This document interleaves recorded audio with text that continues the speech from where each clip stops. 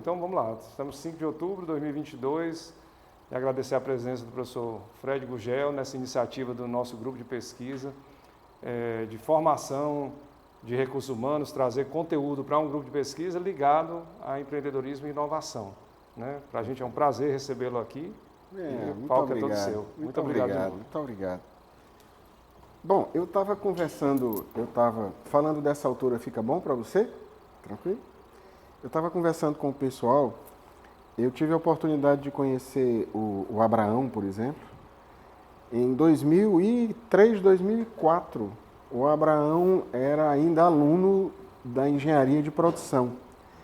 E eu o conheci num programa que eu havia desenvolvido junto com um professor da Embrapa, que à época ele era secretário adjunto secretário executivo da Secretaria do Trabalho, Emprego e Empreendedorismo, aqui em Fortaleza, que era o professor Prata Gil, que acabou se transformando num grande amigo meu. E eu levei um projeto para eles, o secretário à época era o Roberto Matoso, que era um projeto para o desenvolvimento do empreendedorismo junto aos estudantes universitários.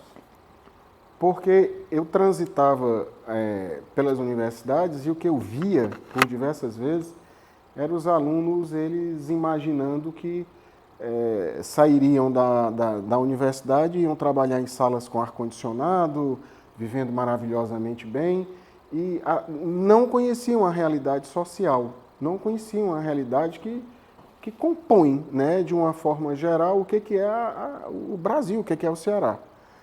E aí eu criei um projeto chamado Projeto Arquimedes. O nome desse projeto era Arquimedes porque o Arquimedes de Siracusa, ele dizia que dê-me uma alavanca e um ponto de apoio que eu moverei o mundo.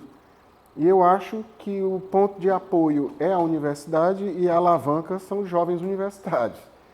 Então eu queria trazer para eles a ideia, isso 2004, a ideia da responsabilidade socioambiental. Eu queria que eles fossem a campo, utilizando boas práticas administrativas e comportamento empreendedor, para prospectar oportunidades de negócios nessas comunidades denominadas mais carentes, e através da prospecção do estudo de viabilidade econômica e mercadológica, eles propusessem àquela comunidade um negócio. E esse negócio fosse desenvolvido, executado pelos próprios moradores do local, aonde a gente veria e acompanharia o desenvolvimento desse negócio. Mas logo em seguida, o Abraão fez parte da primeira turma, e nós tivemos trabalhos belíssimos. Por exemplo, nós fomos até a comunidade do Dendê, que fica logo atrás da Unifor, e prospectamos a oportunidade, pessoal, 2004, de nós fazermos uma fábrica de detergentes, de produtos químicos que eles queriam fazer para vender. Ali no conjunto São Miguel, que fica atrás ali da Ipioca, né, na Diágio, eles perceberam que a vocação deles era trabalhar com reciclagem de papel e desenvolverem embalagens sofisticadas para isso. Aí houve outras possibilidades também, eu confesso que a gente sempre torce, embora não intervenha em absolutamente nada, a gente torce por um projeto, porque o projeto ele tinha que ser apresentado a uma banca de professores, uma banca de empresários. Era um Shark Tank quase, sabe? Era um negócio bem legal. E eles apresentavam aquilo tudo, vinha a comunidade, tinha torcida, era muito legal, era muito legal. E tinha um que eu adorava, que eram os artesãos da história. O meu pai foi professor universitário aqui da UFC, na área de história, ele fundou 2 centros aqui. Meu pai faleceu o ano passado. E o papai, como historiador, é óbvio que eu tenho uma afeição pela história muito grande. E os artesãos da história era na comunidade do Poço das Dragas, os jovens de lá, eles iam contar por intermédio do cordel a história de Fortaleza e por que eles foram os primeiros retirantes a instalarem-se ali, porque tem toda uma história que justifica aquilo. Eles foram os primeiros porque vieram na seca, e ali eles foram para perto da alfândega, do porto, para poder trabalharem na capatazia, trabalharem naquele trabalho. E nós iríamos utilizar aqueles galpões do entorno do centro de Dragão do Mar para que se criasse escolas de pirotecnia, né, que é para poder contar a história no couro, o couro queimado, e do cordel. Eu confesso que eu estava torcendo, mas ficar em último lugar. Quem ganhou foi um pessoal que trabalhou coleta e reciclagem de lixo. Agora vocês percebam, 2004, 2003, já havia essa consciência no jovem. Já havia essa consciência da responsabilidade socioambiental, essa preocupação de ver a criação de valor compartilhado. Já havia isso. Isso era latente. Mas aí, por uma série de questões que não cabem, né, eu tomei a decisão de suspender o projeto. Né? Alguns outros interesses surgiram e eu digo, não, eu não acho que... A minha proposta não era essa. Mas, enfim, e foi de lá que eu conheci o Abraão. Né? E por que eu gosto tanto de empreendedorismo? Porque, na realidade, é o seguinte, eu, por formação, eu sou formado em Direito pela Universidade Federal de Ceará.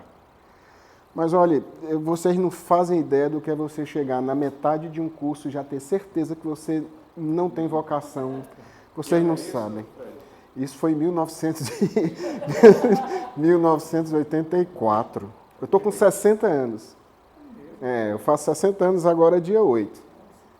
Estão me dando 59, mas eu vou fazer 60. Vou fazer 60 agora. E eu entrei em 1982. E quando foi em 84, eu já disse, não, eu não tenho a menor condição de ser advogado. Mas eu tinha que complementar, a minha boca chega salivou. Isso é café? Ou você me arranjava 2 carocinhos, é coisa pouca. Só porque é o meu vício, é café, viu? E se tivesse açúcar, melhor ainda. Tudo bom? Como é que tá? Bem-vindo. Esse é o nosso D'Artagnan. Ah, bacana, pô. E é o mais importante. E é o mais importante dos 4 logo, né? E aí, então, mas aí eu tinha que terminar o curso, né? E aí fui, a duras penas eu fui terminando para concluir o curso de Direito. Aí me chamaram, para vocês terem uma ideia do que é a minha peregrinação. Eu fui aluno de colégio militar de 1974, colégio militar de Fortaleza, de 1974 a 1978. Você também foi de colégio militar? Não. Rapaz, você acredita que era para eu ter sido militar? Eu digo, não quero ser militar, não. Não dá certo para mim, não. Meu pai quase enlouquece. Rapaz, você está na boca da AMAN e você não vai continuar a carreira militar? Não, pai, não é meu chamamento. Aí fui para o Direito. Quando chegou na metade do curso, eu disse, papai, eu não estou sentindo assim. E o papai, você não está sentindo o quê que você não está sentindo? Aí eu fui trabalhar no serviço público. Fui trabalhar no Tribunal de Contas dos Municípios, que não era nem o Tribunal de Contas dos Municípios, isso era Conselho de Contas dos Municípios. Aí o presidente chegou para mim e disse, rapaz, Fred, eu quero lhe chamar. Luiz Sérgio? Não, na época era Ayrton Maia Nogueira. Mas eu conheci o Luiz Sérgio, já estava lá na época. Diogo, Luiz Sérgio, aquele pessoal todinho de lá já fazia parte. E aí, então, o doutor Ayrton Maia Nogueira me chamou e disse, Fred, eu vou lhe contratar e tal, para você ser servidor público. Eu disse, sabia também que não é o meu... E eu dizendo isso para o papai, e o papai disse, você vai embora de casa. Você vai embora de casa. E quando foi lá no conselho, o Fernando, nunca me esqueço, um amigo de lá chegou e disse, rapaz, Fred, minha irmã, que o nome era bem original, o nome dela, ele era Fernanda, ela era Fernanda, o nome da irmã, bem original. E aí, então, a Fernanda, ela é psicóloga da Brahma, ali onde é o atual Rio Mar, e eles estão com um projeto de trainee lá. Tu não tem interesse em ver, não? Eu não sabia nem o que era trainee. Mamãe, a senhora trouxe tão pouquinho. Obrigado, né? Não, mas bom é assim que depois a gente toma um banho que sabe melhor agora do mundo. A pessoa na maior boa vontade traz, né? Eu ainda faço um negócio desse. Aí eu fui para lá sem pretensão nenhuma. Não sabia nem o que era esse negócio de trainee. Aí chegaram para mim e disseram, rapaz, é o seguinte, você vai começar na área de produção, vai passar 3 meses na área de produção, aprendendo como recebe, como faz, como leva cerveja. Aí depois você vai para a área comercial, para saber como é que vende. Aí depois você vai para a área meio, para poder saber como é que funciona. Parte financeira, a parte de logística aplicada e a área de recursos humanos. Eu digo, vale? Quanto tempo é? 2 anos e meio.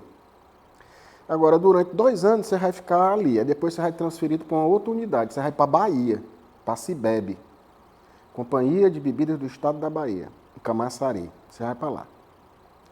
Aí você já vai se especializar na área que você se identificar. Aí você volta para poder assumir uma gerência na área que você vai. Aí eu disse, e paga quanto? Aí disse o valor. Quando disse o valor, eu tinha cabelo na época, meu cabelo arrepiou, o cabelo fez. Caramba, é tudo isso? É.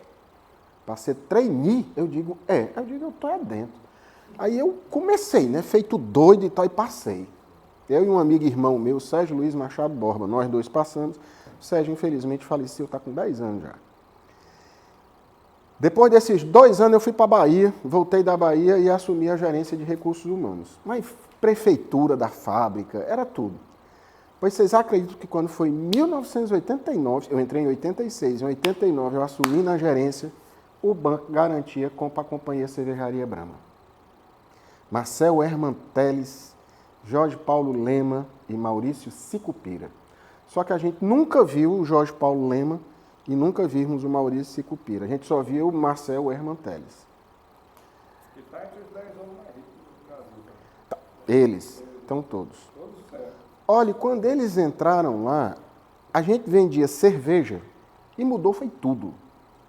Mas foi um choque, mas foi uma pancada, que a gente disse, eu não entendo nada. E eu tenho um slide que eu falo sobre isso.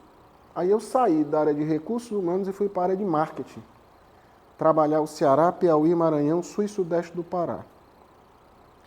Aí era viajando para cima e para baixo. Recém-casado. Ia casar logo agora. Isso era 89, me casei em 91.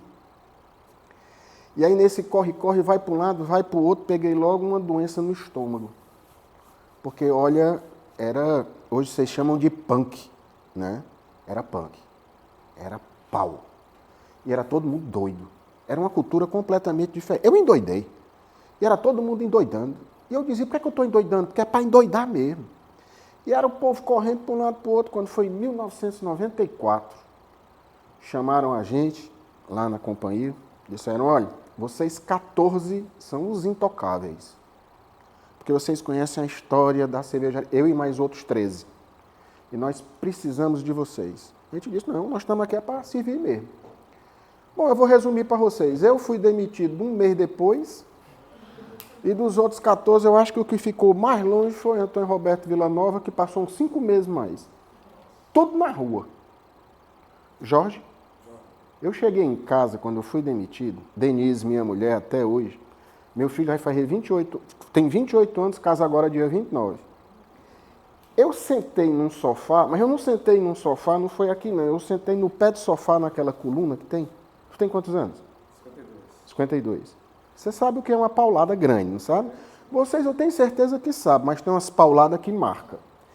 Eu me sentava e eu chorava, que eu pensei que eu ia desidratar. Não era aquele choro de soluço, era água caindo. Quando a Denise chegou, ela é professora da Unifor, fonoaudióloga, 32 anos. Que ela entrou grávida. O Guilherme nasceu em julho. Ela olhou para mim e perguntou, e ela, como sempre, olha, eu não sei quantos de vocês são casados, não, mas a melhor coisa do mundo é casar bem. Porque um casamento ruim é um destroço na vida do cabra. E da coitada também. Mas eu tive... Ela não teve, não, mas eu tive uma sorte danada de pegar uma pessoa boa na minha vida. Ela, homem, não se preocupe não, vamos para lá, para... Enfim, fui demitido, pensei que ia morrer, não morri. Fui trabalhar com tira-gosto, que eu fui trabalhar com castanha de caju. Saí da cerveja para castanha, percebeu? Já tem toda uma afinidade na proposta. No grupo em pesca, que hoje é amêndoas de castanha do caju. E aí eu comecei a trabalhar lá e fui fazer a primeira especialização, que hoje tudo é MBA, né? Na minha época era curso lato sensu, era uma especialização lato sensu, onde nós fazíamos a monografia era avaliada pelos professores, e, enfim. Hoje não, hoje é tudo diferente. E eu fiz em gerência geral, depois me apaixonei pela proposta, tive que fazer um mestrado, fiz um mestrado acadêmico com o Rafael Campos, meu grande amigo, querido amigo. E nesse meio caminho eu encontrei um projeto chamado Empretec, que é um projeto da Organização das Nações Unidas, que trabalha comportamento empreendedor, em 1997. Aí, o que é esse Empretec? É um curso que é desenvolvido por uma teoria de um pesquisador chamado David McClellan, onde eles catalogaram os 10 comportamentos empreendedores, as 10 características de comportamento empreendedor que ocorrem em todos os continentes. E eles catalogaram isso tem fundamentação científica, apresentaram isso para a ONU. Na realidade, o McClellan ele desenvolveu a teoria da motivação pela realização, que a gente comenta sobre isso aqui, mas a ONU, através de uma outra instituição, criou uma metodologia, desenvolveu os 10 comportamentos empreendedores e é um curso em que você, antes era 9 dias, hoje são 6, você é submetido a um vaso de pressão para você trabalhar comportamento empreendedor. E eu me apaixonei por isso. Terminei o curso em outubro de 1997. Terminaram o curso, eu estava dando aula na Universidade Estadual do Ceará, cursos abertos.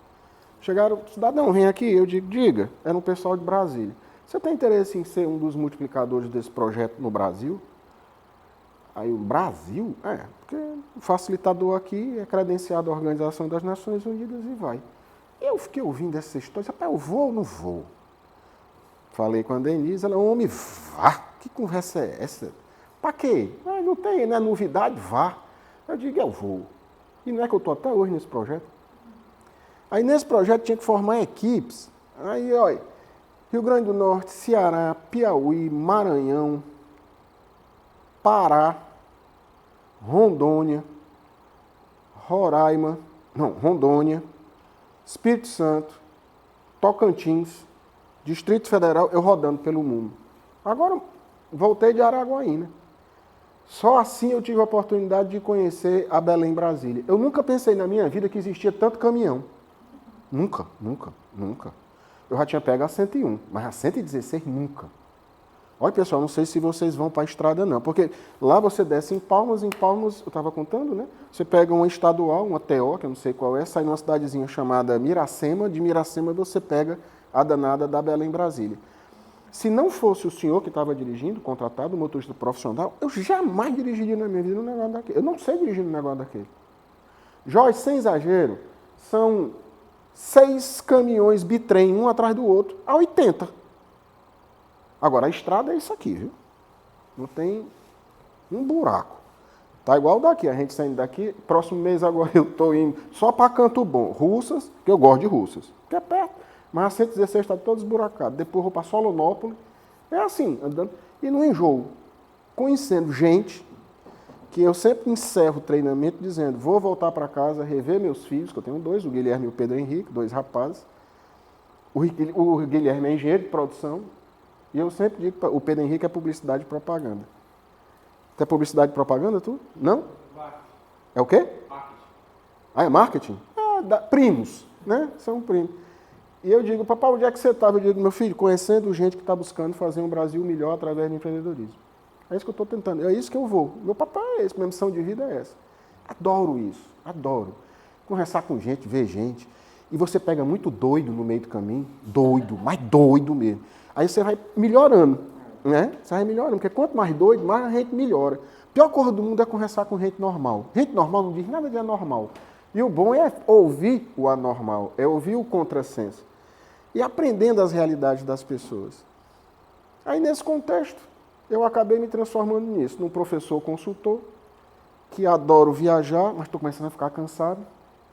Não aguento mais ficar em conexão. É o que mais me mata, parece mentira. Me bote num carro, mas não me bote numa conexão. Me bote, eu me perco, fico nervoso, enfim. Mas, pessoal, eu vou dizer uma coisa para vocês. Se vocês forem picados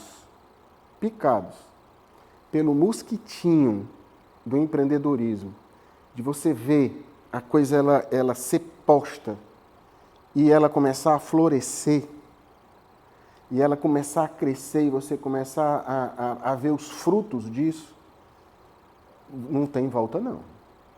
Não tem volta. Porque é realização.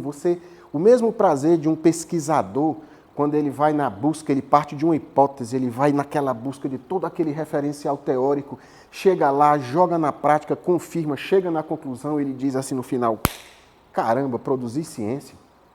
Imaginou um negócio desse? Não é prazeroso? Tenho certeza que todos vocês que estão aqui já passaram por esse sentimento que é agradabilíssimo. Pois não tem diferença não. Quando você vê um negócio florescer, é bonito demais. É bonito demais. Você está na busca de superar. Ou eu acredito nisso, ou eu digo, não, já tá bom, vou pedir minha aposentadoria e vou morar lá em Flecheira. Acabou-se. Pronto, eu já tenho meu plano de vida para isso. E é sobre isso que eu quero conversar com vocês nesse período, já me colocando à disposição de que para mim é um prazer. Primeiro, atender uma solicitação do Abraão, que eu tenho um carinho danado por este rapazinho, essa coisinha miudinha, do Abraão. Rafael, né? E está trabalhando com a questão do empreendedorismo.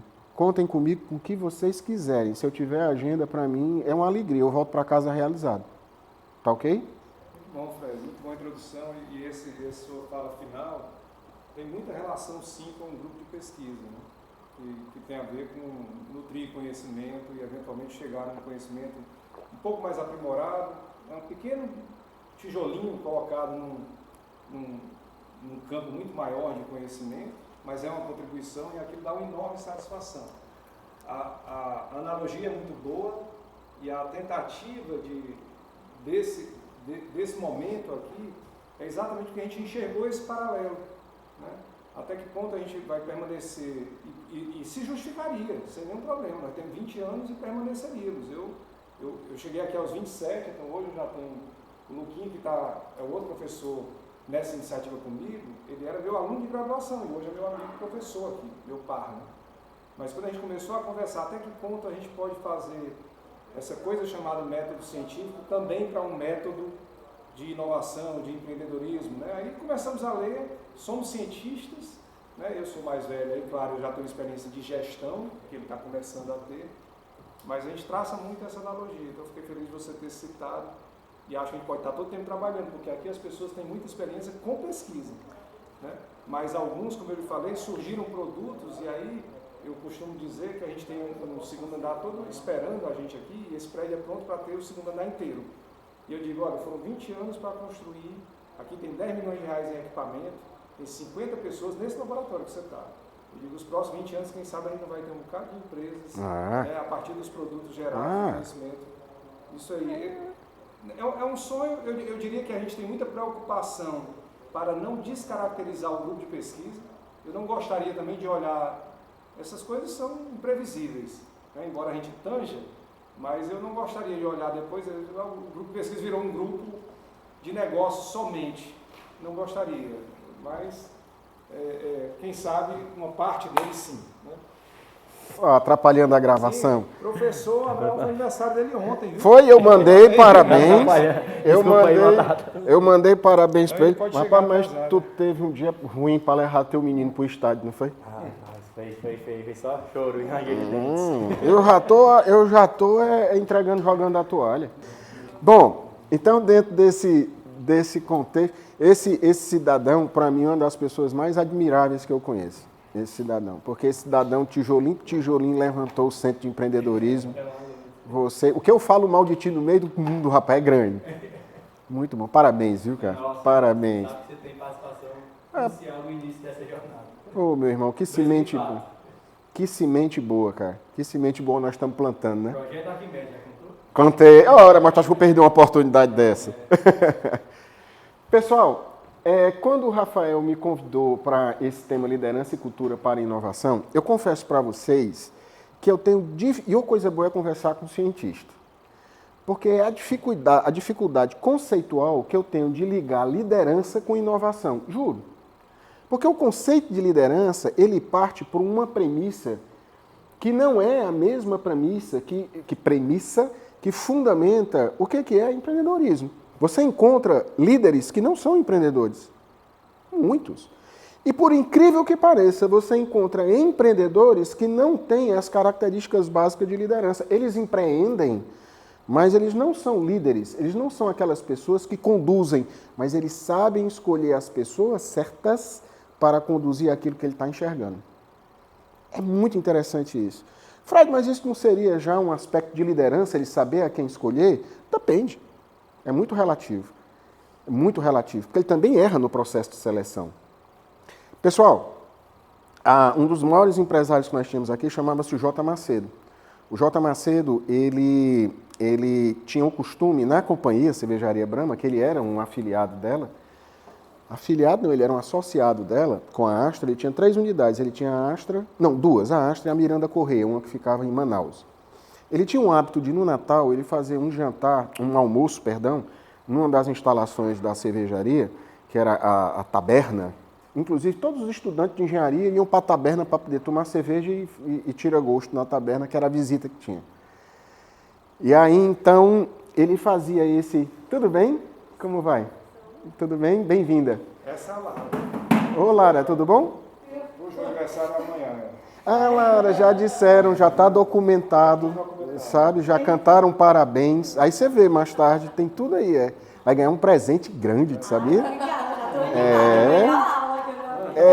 Foi. Eu não vou estragar, não. O seu Corolla é novo, estão pensando em dar uns pneus para você. Parabéns, viu? Então, o que é que acontece? Ele tinha o costume de fazer um almoço que ele fazia de Natal com o corpo gerencial. E todas as vezes ia um convidado especial. E aquela época, o convidado que foi, aquela oportunidade, o convidado que foi o Mino Castelo Branco. O Mino Castelo Branco é um cartunista, né, nosso aqui, e ele foi convidado, aquilo tudo. Ele tinha uma amizade muito grande com o filho do J. Macedo, que era o Amarílio Macedo. E aí, então, aí tinha um determinado momento que, olha, quem quiser falar, e tem sempre um que quer conversar, quer dizer e tal. Mas de imediato o Mino Castelo Branco foi e disse, senador, porque o J. Macedo gostava de ser tratado como senador, porque ele havia sido senador biônico, Aí isso a gente conta depois o que era senador biônico. Porque eu vi o Lucas, fez assim, senador biônico, porra, acredite, tinha senador biônico. Tinha um senador designado, não tinha eleição, era votado. Exatamente. E aí, então, ele gostava, e aí o Mino se levantou e disse assim, senador, eu quero agradecer o convite que o senhor me fez em estar aqui, Amarílio, muito obrigado e tal, a vocês que são do corpo gerencial, é um prazer estar aqui, mas, senador, eu faço questão de lhe pedir desculpas. O senhor foi na minha casa, me pegou, no carro do senhor, com o seu motorista, eu entrei no carro, eu não sabia o que dizer. E aí, para puxar a conversa, eu fiz uma pergunta para o senhor tão besta que agora eu quero lhe pedir desculpa na frente de todo mundo. Eu cheguei para o senhor e perguntei assim, senador, me diz como é que a gente faz para ganhar tanto dinheiro igual o senhor? Aí o senhor olhou assim para mim e eu me senti assim, um jumento contemplando uma catedral. Aquela coisa assim, olhando. E o senhor ficou calado. Eu lhe peço desculpa pela pergunta se foi inconveniente. Aí tinha um que falou outro, falou um, falou outro, falou outro. O anfitrião, que era ele, obviamente, era o último a falar. E ele chegou e disse, olha, Mino, eu não lhe respondi na hora, porque o momento não era aquele, o momento era esse. Eu não sei dizer para você se existe uma fórmula para ganhar dinheiro, mas eu me utilizei de uma fórmula que, se vocês quiserem copiar, talvez vocês consigam alcançar o que eu alcancei. E a minha fórmula é a seguinte, sempre se cerque de pessoas que saibam mais do que você em alguma coisa. Sempre se cerque. Porque é o somatório dessas visões que faz eu enxergar, eu nunca me esqueci isso, que tinha Thundercats. Aí, enxergar, eu ter a visão além do alcance. Sozinho eu enxergo até um ponto. Mas com o somatório da visão de cada um de vocês, a minha visão vai além do alcance. Eu ouvi aquilo, eu achei bacana, sabe? Mas eu disse, rapaz, está com cara também assim de discurso de Natal. Mas aí ele foi e complementou, só um pequeno detalhe. O risco é todo meu de escolher os que estão aqui. Porque vocês podem ir embora e me deixarem. Vocês podem até errar e me darem um prejuízo muito grande. Mas o pior do meu risco é vocês destruírem o que eu estou enxergando. E eu perder a credibilidade em cada um de vocês. O almoço veio bem aqui assim, o almoço, voltando. Eu digo, caraca, esse cara está dizendo que o papel dele é escolher certo e correr o risco de quem ele está escolhendo. E aí, com o tempo, eu fui vendo que talvez o maior papel desses grandes homens é escolher as pessoas certas e ele dizer, e é difícil escolher, olha, é difícil escolher a mulher certa, o homem certo, que dirá um profissional. Esse olhar mais refinado é onde eu enxergo o líder que tem negócio. O líder que tem negócio. Ele tem esse faro de perceber não só onde está um bom negócio, mas quem é que pode trilhar com ele essa caminhada, ou como sócio, ou como alguém que vai apoiá-lo de forma técnica. Ele tem esse cheiro. Ele sabe. E com a maturidade, só na primeira semana ele já sabe se você é bom ou não é. Sabe. Sabe. É igual a técnica de futebol. Ele joga a bola. Do jeito que o cidadão mata a bola, ele já sabe se sabe jogar ou não sabe jogar. Um dos maiores enxadristas do mundo, que era um russo, confesso que eu não me recordo o nome dele agora, ele era professor, ele dizia que ele já sabia quando pegava um aluno e o aluno era bom ou era ruim na arte de jogar o xadrez. E perguntaram para ele como é. Ele dizia, só no olhar.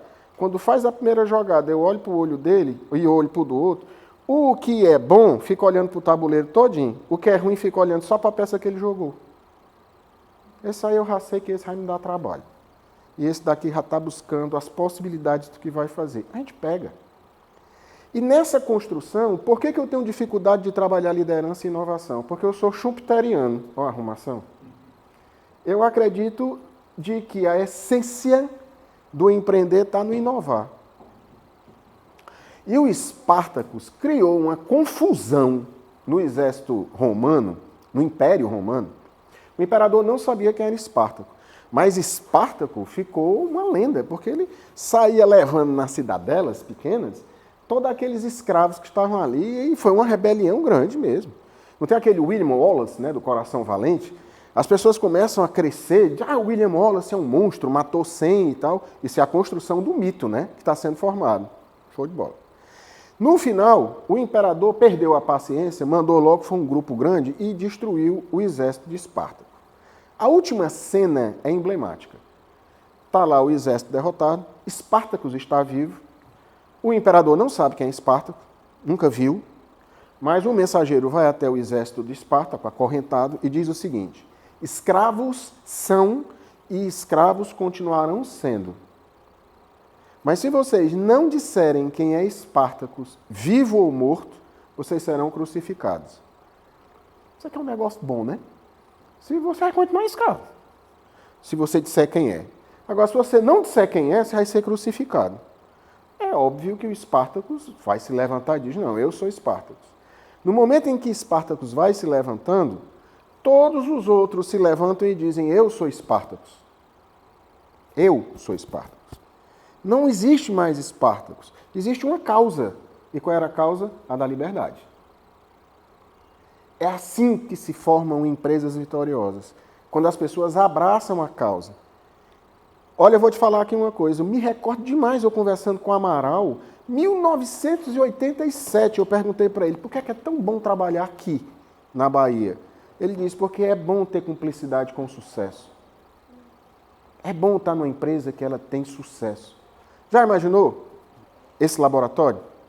Você já imaginou alguém chegar logo no futuro, um jovem estudante universitário, e quando ele for pedir uma vaga de emprego, e perguntarem para ele, você estágio em algum canto? Eu participei do SEMP da Universidade Federal do Ceará. E o SEMP criando, e a pessoa chegar e dizer assim, opa, então esse cara foi qualificado. É igual aquela história de onde você vem, Harvard. Tem duas coisas que você não discuta. Quando alguém disser Harvard, ou quando alguém disser MIT, também não discuta. E quando alguém disser o pior de todos, aquele velho sábio chinês, que a gente nunca sabe quem é, né? Mas já dizia o velho sábio chinês. Não discuta, que o que ele vai dizer, né, é o que tem de melhor. Harvard, MIT, o velho... Quando você consegue construir, já imaginou daqui a 5, 6, 7, 10 anos, esse laboratório crescendo, desenvolvendo produtos para poder vender para isso aqui, tudo que eu não sei se essa é a proposta. Mas pelo que eu vi acolá, eu estava só imaginando, quem estava me apresentando não está aqui não. Ele mostrando as coisas, eu vou vendo aqui, eu digo liga, não sei o quê, novidade, inovação, e eu cá comigo pensando, eita, isso aqui é capaz de gerar um negócio grande aqui dentro, não é não? De começar a vender esses produtos e buscar, né, desenvolvimento. Eu estou desenvolvendo ciência para quê? É para ganhar dinheiro, não é não? Não, eu estou porque é uma missão de vida minha. Eu quero povoar o mundo. Eu quero também, né? Mas a gente tem que pensar em gerar riqueza. Para quê? Para gerar mais riqueza. Para gerar mais imposto. Para ir atrás. Mas é preciso abraçar uma causa querida. A gente está abraçando uma causa querida? Não estou querendo dizer aqui dentro, não. Estou dizendo cada um de vocês. Qual é a causa de cada um de nós? Qual é a nossa bandeira? Qual é a pergunta mais antiga da humanidade? Quem sou eu? Quem sou eu? É a pergunta mais antiga da humanidade. Qual é a minha missão aqui? Eu estou aqui mesmo pra quê, hein? Rapaz, tu já imaginou, tu acordar de manhãzinha cedo, você que já é um senhor, aí você chegar, aí você... Já tá casado já? Não, tá não. Mas tá pegando alguém já, legal?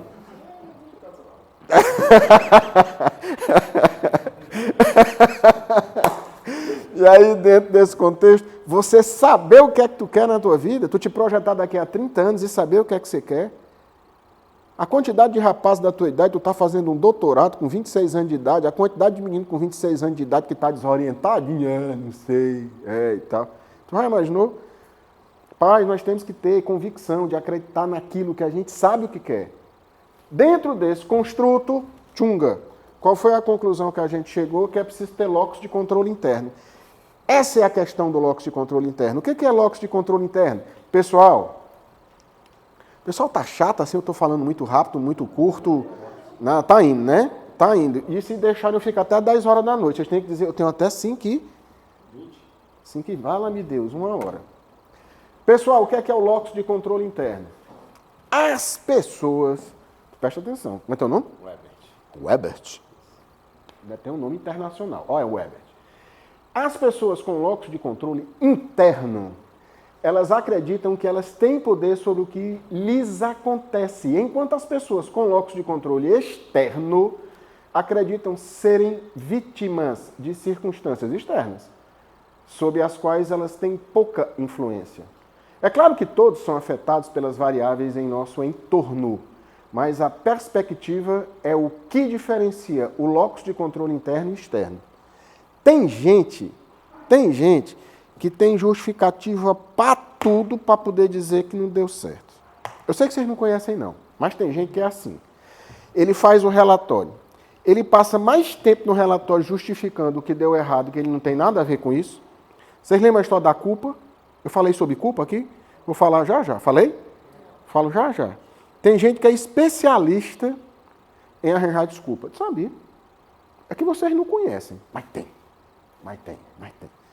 E bota número para dar desculpa. E é desculpa verdadeira, não é desculpa mentirosa, não. Eu não consegui por causa disso, por causa daquilo. Locus de controle externo. Tu está fazendo assim porque tu não conhece, mas tem. E vem.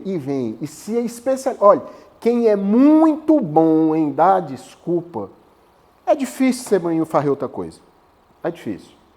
Porque ele faz um pós-doc em como é que eu arrumo aqui uma desculpa para dizer o que eu não fiz. E ele encontra a coisa lá, do outro lado, ele encontra e culpa. E ele fala de um jeito tal que os outros ainda têm raiva. Já a turma que tem o locus de controle interno é invocado, porque é o seguinte, qual é a diferença entre o interno e o externo? É que como a gente viu, se uma pessoa tem um locus de controle interno, ela perceberá a causa do sucesso ou do fracasso como algo interno a si mesma. Essas pessoas, em geral, elas confiam nas suas habilidades, esforços e capacidade de persistir em uma tarefa para alcançar o resultado desejado. Ela diz, menina, é comigo, a responsabilidade é minha. Olha, mas não tem... Pessoal, vou dizer uma coisa para vocês com toda sinceridade. Tem algumas coisas que fica complicado. Eu vou dizer para vocês aqui. Marca-se reunião com canto tal. Reunião é 9 horas. Chega 9 horas, cadê o pessoal? Não chegou. 9h30 não chegou. 10 horas, rapaz, então vamos adiar, porque eles não vieram, né? 10h05, a gente se levantando, chega o pessoal. Geralmente chega tudo descansado. Vocês vai prestar atenção. O que vocês não conhecem? É tudo... parada, hoje o bicho está pegando. São os atores do estresse. Quando você vê um cabo aqui no laboratório, andando para cima e para baixo assim, eita, que hoje está pegando. Ele não está fazendo nada. É o ator do estresse. Mas aqui dentro não acontece isso não, que eu tenho certeza. Mas quando vocês verem alguém assim, eita, que hoje não vai dar tempo não. Olha, depois procure o que fazer. Os dentes pretinhos de tomar café, indo para o banheiro direto, são sócios de banheiro, bebendo água. É um pessoal hidratado. Geralmente é assim. Aí você marca a reunião 10 horas. Aí a pessoa chega e diz, não, sabe o que aconteceu? É por causa do seguinte. Sempre tem um fungado. A gente estava lá no canto, mas aí o motorista chegou e disse, olha, o carro está sem gasolina. E o supervisor que libera a gasolina saiu em reunião urgente com o diretor fulano de tal. A gente teve que esperar o cara que autoriza a gasolina assinar o documento, autorizar para poder entregar, para poder a gente botar a gasolina no carro. Aí nós pegamos, o caba chegou, era quase 10 horas. Aí o caba chegou e foi botar no posto de gasolina. Só que o posto de gasolina era totalmente ao contrário daqui. A reunião aqui é na Parangaba e vocês marcaram aqui na Praia do Futuro. Aí nós demoramos esse tempo todinho para poder chegar. Por isso que a gente chegou agora, a gente não tem culpa. Eles estão mentindo? Então não. O que é que acontece? E eu quero dizer uma coisa para vocês. Às 11 horas nós temos outra reunião. Tu acredita num negócio desse? Então a gente pode marcar uma reunião para a próxima semana. Eu sei que vocês nunca viram isso, mas tem. Você sair de uma reunião para marcar outra. O que foi que nós decidimos aqui? Nada. Precisamos fazer então uma outra reunião. E sempre tem um no final que não fala nada. Quando você pergunta, ele fala assim: não sei, eu ainda estou com dúvida. Homem, você passou a reunião todinha calado e agora no final você diz que está com dúvida. Onde é que está a dúvida? Por que você não contribuiu, não interrompeu? Sempre tem. Problema político, econômico, social, tecnológico, demográfico, natural, e uma chuva. Quando chove, Fortaleza para. Né? Tem desculpa para tudo. O que é que tem que acontecer? Olha só um negócio que eu quero dizer para vocês. Pessoal, a questão da culpa e do locus de controle interno. Vocês viram aquela pesquisa que eu comentei com vocês, que eu fiz, né, com o pessoal? Havia uma pergunta que dizia assim: você se sente culpado pelos resultados obtidos na sua organização? 92% dos respondentes da iniciativa privada afirmaram que sim. 34% dos respondentes do serviço público afirmaram que sim. Numa escala Likert. Sabe qual foi a escala Likert que eu usei, Abraão? Uma escala que ninguém usa. Ao invés de botar do 0 a 5, eu botei do 0 a 6. Porque o professor Roberto Pinto ele diz assim: quando você bota de 0 a 5, aquele cabo que não tem nem certeza de não, nem certeza de sim, ele bota 3. Mas quando você bota uma escala Likert de 0 a 6, aquele cara que está na dúvida, ele vai dar uma puxadinha ou mais por sim ou mais por não. Fica mais fácil da gente pegar. Eu achei sensacional. Eu digo, pois vamos botar com 6. Aí deu. Então vocês percebam que no recorte, a época que nós avaliamos, 66% das pessoas, elas não no serviço público, elas não, daquele recorte, eles não estavam se sentindo culpados por isso.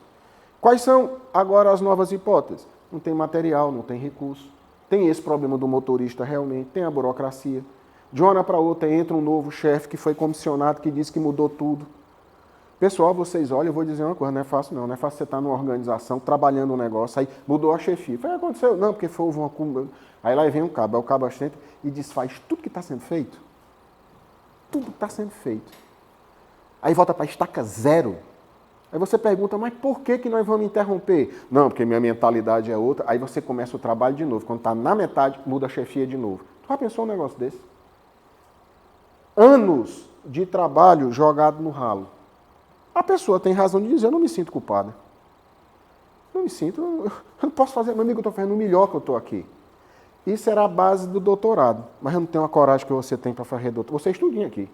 Eu não tenho coragem para fazer doutorado. Para mim, um cara que faz doutorado é doido. É doido, é doido, doido. Pode prender que é doido. Porque é estudo demais, é estudo demais, é estudo demais, é artigo demais, é o tempo todo. Não, dá não. E eu, com a minha idade que eu estou, eu quero me aposentar.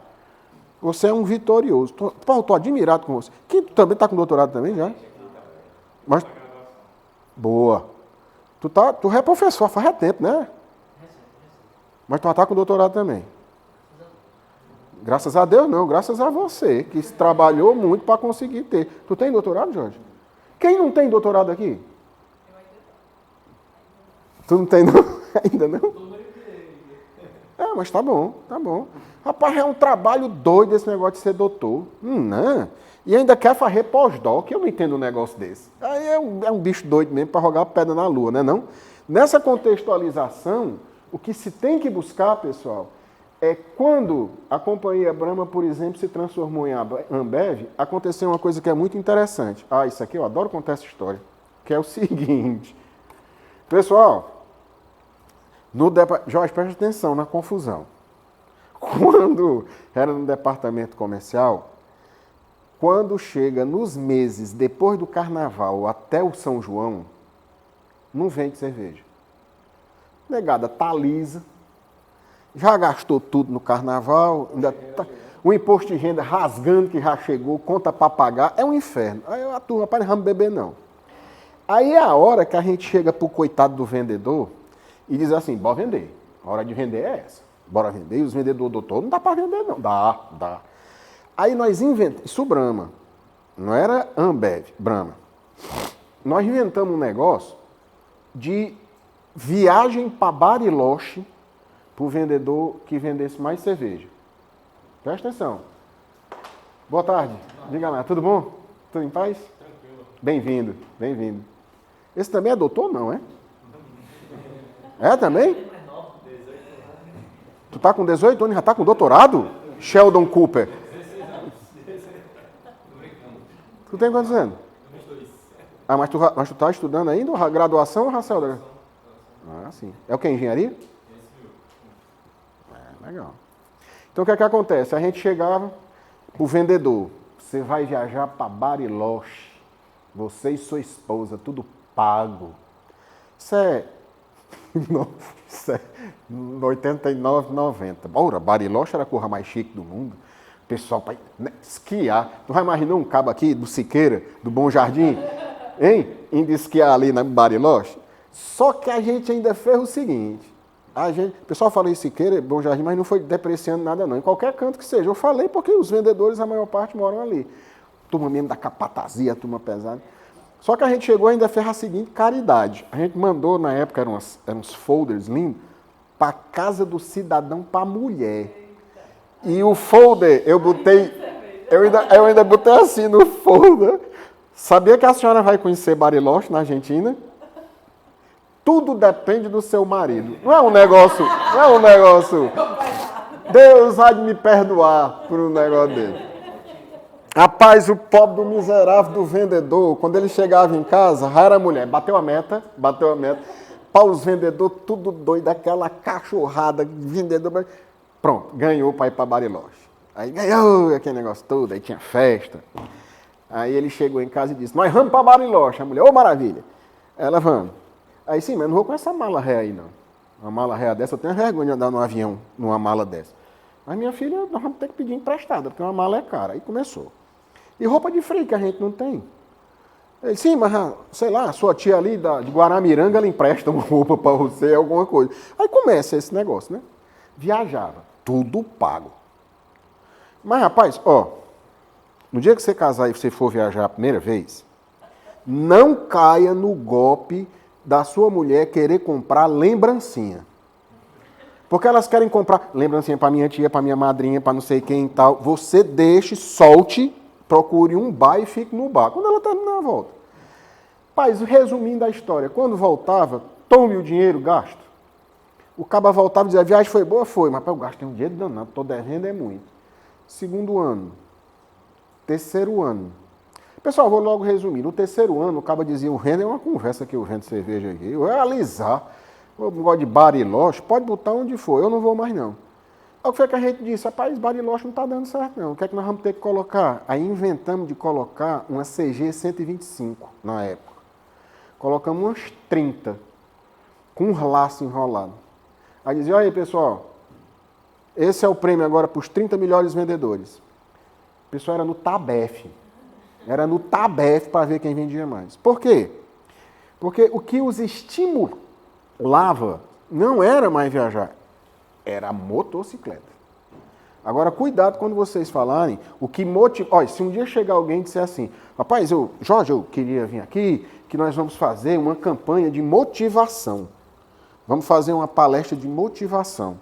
Aí você pode logo dizer assim, rapaz, esse homem não sabe o que está dizendo, não. Porque, e outra coisa que eu odeio, às vezes ligam para mim e dizem assim, Félio, nós estamos precisando dar assim, uma chacoalhada no pessoal, não sou nem liquidificador para estar chacoalhando gente. Pessoal, isso é um equívoco. Entendeu? Ninguém motiva ninguém. Ninguém motiva ninguém. Isso não existe. Cada um de vocês, cada um de nós tem uma necessidade intrínseca, que é nossa. No caso desse pessoal da Brahma, qual que era o estímulo? Eles queriam se locomover, a motivação deles era ter uma motocicleta, não era viajar. Para satisfazer uma necessidade, a necessidade de locomoção. É aquela história que a gente sempre conta, eu sempre conto. Vem um avião cai, é um avião monomotor, você está sozinho, pouquíssimos suprimentos, vão passando-se os dias e você está morrendo, fome, sede, está morrendo.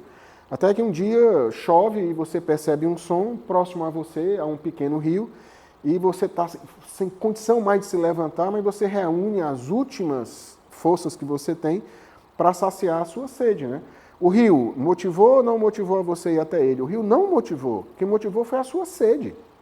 Foi a sua sede. Ou seja, é por isso que o poeta diz, né? Você tem fome de quê? Você tem sede de quê? Você tem sede de quê? Né? O que é que faz você se movimentar? Então você estimula as pessoas. Percebam que naquela época, a antiga Brahma trabalhava sobre uma questão de motivação interessante. O estudo que é feito é o estudo do McClellan, que existem 3 tipos de motivação: pela realização, afiliação ou pelo poder. A da realização é a que está impregnada no empreendedor. Não que ele não tenha as outras duas, mas aqui, qual é a da motivação? É aquele cara que ele tem um objetivo, que chegar até aquela câmera que está bem ali. Aí ele vai até lá. Só que para ele chegar até lá, ele precisa do apoio de algumas pessoas. Ele precisa passar por esses obstáculos. E aí ele pede, por gentileza, você pode se levantar e tirar isso daqui? Ele vai contando com o apoio das pessoas. Mas ele chega lá naquela câmera e ele deixa as pessoas para trás. Paga, contrata, para ele alcançar o objetivo dele. Qual era o objetivo dele? Chegar lá naquela câmera. O afiliativo, ele já se motiva por um outro motivo. Ele diz, pessoal, vamos chegar lá naquela câmera? Aí o pessoal diz, para quê? Menino, vai ser o maior barato naquela câmera lá, nós vamos fazer uma festa, só nós vamos gravar com aquela câmera. Aí ele pega todo mundo e todo mundo vai para lá.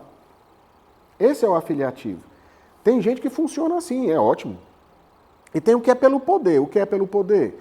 O poder é aquele que chega e diz assim, eu vou convencer vocês a irem até ali, pegar a câmera e trazer para mim. Sabe qual é a base do líder?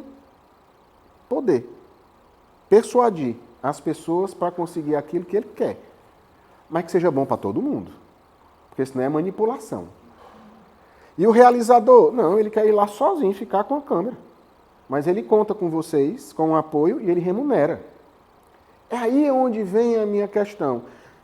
A inovação é característica da base de motivação pela realização. Como é que eu faço em liderança para a cultura inovadora? É aí onde vem a Ambev. E a Ambev, quando chegou para a gente, chegou para o RH e disse assim, Jorge, tu é o gerente do RH. Jorge, seu papel agora... Qual é seu papel aqui, Jorge? Não, meu papel, eu sou responsável por toda a prefeitura da fábrica, pela parte de treinamento, pela parte de contratação e seleção, pela parte de movimentação e controle. Toda a entrada e saída de recursos humanos de RH é comigo. Perfeito. Seu papel agora, Jorge, é esse, mas é vender mais. Aí a gente olhou e disse, nosso papel é vender mais? Do RH? É. Nós vamos vender mais. Como é que nós vamos vender mais? Se o nosso papel é o quê? É treinar o pessoal, como é que nós vamos vender mais? Pessoal, tem RH, vocês não conhecem não, mas que o papel sabe o que é?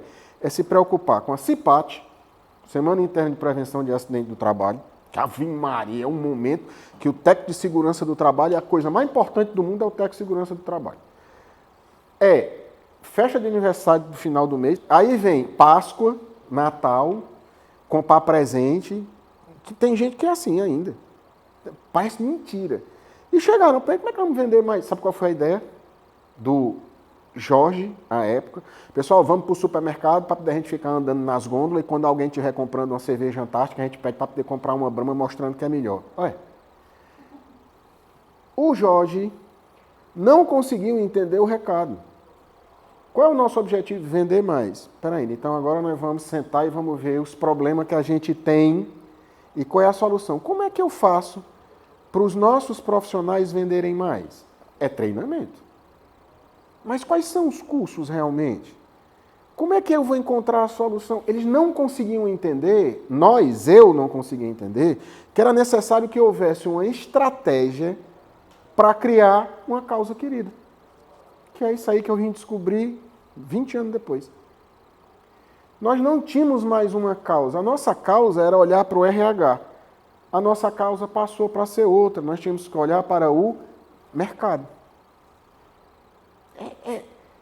aqui, e a gente não conseguia enxergar. E um cidadão chamado Vicente Falcone mostrou que tem que ser desse jeito. Ninguém olha para a empresa, a gente olha para o mercado. O primeiro livro que veio, que estimulou a fazer o projeto Arquimedes, foi um livro que foi premiado pela Fundação da Brahma na época, falando sobre o quê? Responsabilidade socioambiental, criação de valor compartilhado. Eles já enxergavam isso. Se eles mantivessem aquela equipe minha, que tinha aquela cultura, os 14, os intocáveis ainda lá, eles nunca tinham chegado ao que eles são, nós não conseguimos enxergar isso. Quem conseguia enxergar era essa rapaziada mais nova, que pensava diferente, que criou uma coisa nova. Mas, pessoal, são 30 anos, como é que eu saio de uma empresa meia boca, acompanha a cervejaria Brahma, que estava meia boca, e hoje eu sou a maior empresa de cerveja do planeta? É preciso ser bom, né não? Doa a quem doer. É preciso ser bom. E eles não são bons, não, eles são acima do que é bom. Orientados por um cara que tinha uma visão fenomenal, professor Vicente Falcone. Dentro dessa estrutura é aonde a gente chega à seguinte conclusão. Olha só, para que eu possa liderar, vai ser necessário que eu aplique um método. E qual é o método que eu defendo? O nivelamento das visões compartilhadas, a priorização aí de objetivos, esse planejamento com definição de metas mobilizadoras e uma coisa que eu acho complicado, viu, pessoal? Que é isso aqui. Que é escrever. Oi, é chato esse negócio de sentar para poder fazer planejamento escrevendo, porque é preciso disciplina. Eu não sei se acontece com vocês aqui e tal, mas eu vou disponibilizar tudo isso para ti, viu, Lara? Todos esses slides, tudo que tem aí, inclusive telefone, o que vocês quiserem, eu estou à disposição. Já falei isso e ressalto novamente. Oi? Na cota? Na cota? É um pneu ou são os 4? Dentro disso aqui, o que tem de mais complicado é essa questão da disciplina. De você chegar na disciplina e você ter persistência e comprometimento com isso. Lá vai eu de novo dizer, só tem comprometimento se abraçar uma causa querida. E só abraça a causa querida se participar. Se não participar. Pessoal, não adianta você ter um grupo de intelectuais especiais, maravilhosos, iluminados, pensando tudo por todo mundo. Isso não dá certo. Isso não dá certo. Isso é bobagem. Tem algumas coisas, obviamente, que não tem uma parte da equipe para poder contribuir. Mas qual é a essência? Vou falar aqui um negócio que é interessante. Eu tive uma oportunidade de trabalhar, eu acho que eu posso dizer o nome, não posso dizer o nome da empresa não. Devo dizer não, porque está sendo gravado. Mas era uma empresa que ela tem um código de conduta, um compliance, era perfeita. Uma multinacional de caminhões da melhor espécie aqui. Né? E eles fazem uma coisa que é brilhante, é sensacional. Ele pega os grandes, ele pega as equipes, né? Tanto estratégica, tática, operacional, como queiram chamar. Ele pega as equipes, né? Ele coloca as equipes para conversar sozinhas. Ele faz um princípio muito parecido com isso que eu estou fazendo. Aí ele pega isso aqui de baixo e compara com o que estão enxergando lá em cima. É sensacional. É sensacional. Respostas do pessoal lá de cima, dos estrategistas que estão lá na turma de baixo. Porque quando você pega o estratégico com o tático com o operacional, não dá certo. Por diversas vezes, afoga e oprime o que está lá embaixo. Ele fica calado na dele esperando o que é que estão querendo que eu diga, que eu vou e diga. Eu quero manter meu emprego.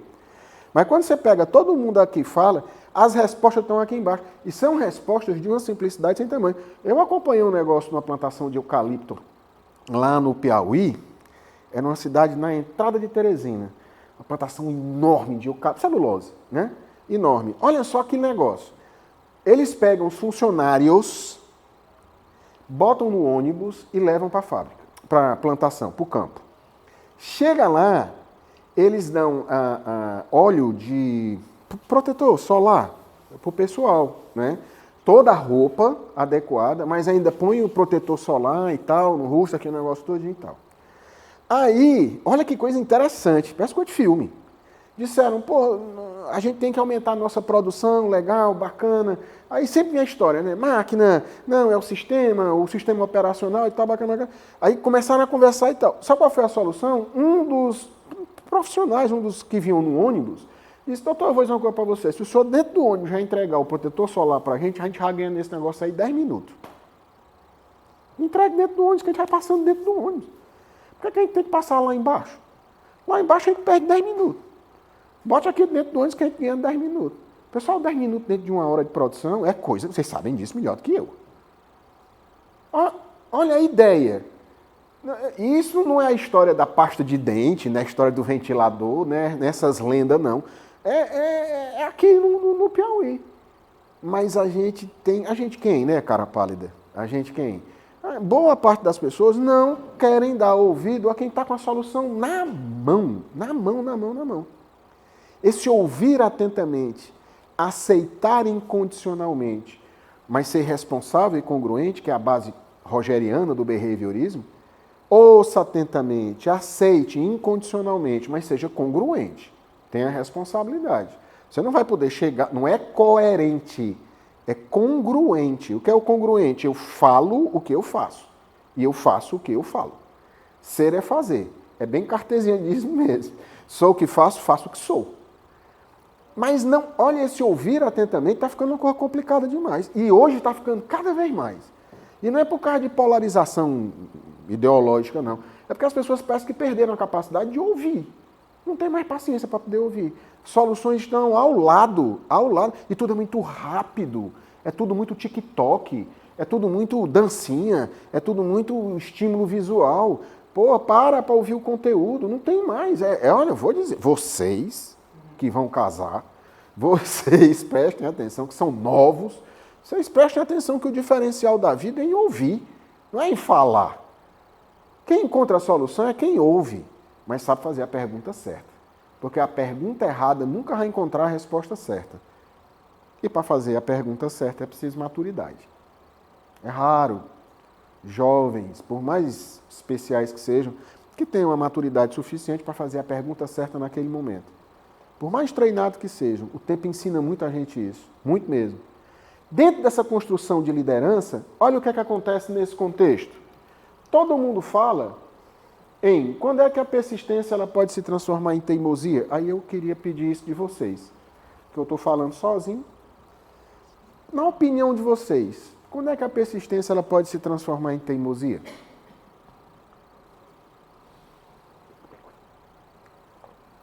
Pá, engraçado, esse silêncio agora foi tão bacana. Me lembrou um cara da Fundação Getúlio Vargas que ele chegou e disse assim, na sala só tinha doutor. Aí ele chegou e disse assim, o que é tecnologia? É o pessoal, tecnologia, né? A coisa mais complicada que tem é quando se faz uma pergunta básica e você tem que pegar um negócio desse tamanho e simplificar, né? Ele não estava duvidando de ninguém, mas você percebe aquele negócio, né, de... Ele chegou e disse, fazer uma pergunta para vocês. Se eu pegar isso daqui, vocês consideram que isso aqui é tecnologia? Aí o pessoal diz, sim, tecnologia. Tudo bem. E se eu pegar isso aqui e der na mão de um aborígene lá do interior da Austrália, isso aqui é tecnologia? O pessoal, não, sei, tal, não, talvez não. Mas se ele pegar isso daqui e isso aqui ajudar a ele escavar para plantar, é tecnologia? O pessoal, aí é. Pronto, tecnologia é qualquer ferramenta, qualquer solução que você encontra para facilitar a sua vida. Mas o problema é quando junta a tecnologia, a inovação tecnológica. Abraão, quando fala em inovação tecnológica, para mim eu já vejo, sabe o quê? Um laboratório desse com as luzes piscando. Um bocado de pesquisador, aquele pessoal tudo, né? Aquelas coisas quase intocáveis que ninguém encontra. O que é inovação tecnológica? Pessoal, eu vou dizer um negócio para vocês com toda a sinceridade. Eu conheci um cara lá no Mossoró, que ele tinha uma plantação de melão, um dos maiores produtores de melão, em Baraunas. Tu conhece? Tu é de lá? O interior dos meus avós fica próximo de lá em Capoeira. Aí o que acontece? Ele ganhando dinheiro, acaba ganhando dinheiro. Aí ele estava acompanhando o embarque da expedição dos melões. Como é que é? É simples, tem o melão 1, 2 e 3. É por classificação. E eu acho que é tamanho, viu? Não me perguntem, eu vou partir da premissa que o 1 é o maior e o 3 é o menor. Ele aqui olhando, aí ele chamou o gerente dele, aí ele disse, me diga uma coisa, Como é que é o sistema de expedição, antes de tudo? Né? É simples, ele pega os melões, coloca dentro da caixa, empilha, pega uma cinta plástica, né, para poder dar uma consistência maior à coluna empilhada. Ali ele coloca num tablet, num pallet, melhor dizendo, num pallet ou então no estrado, né, para quem... todos conhecem aqui, né? Para quem não conhece aquelas camas antigas, quando a gente levantava o colchão, aquilo era o estrado, né, em madeira. É o novo. Agora é box. Box, cama box king ou então queen, né? Agora, se você disser que é uma cama grande, uma pequena... Não. Aí você pega o box, aí tem lá o pallet, eu tenho aqui, vem a empilhadeirazinha, né? Ela vem aqui embaixo, ela levanta, coloca no caminhão, né? Do caminhão sai, vai para o porto ali tem um container, você coloca. Se você colocar uma caixa de melão no caminhão, o preço é o mesmo de frete. Se você colocar essa mesma caixa lá dentro do container, o preço é o mesmo. Agora, se você encher o caminhão e encher o container, o preço é o mesmo também. É ali, né? É o frete, eu aluguei o caminhão.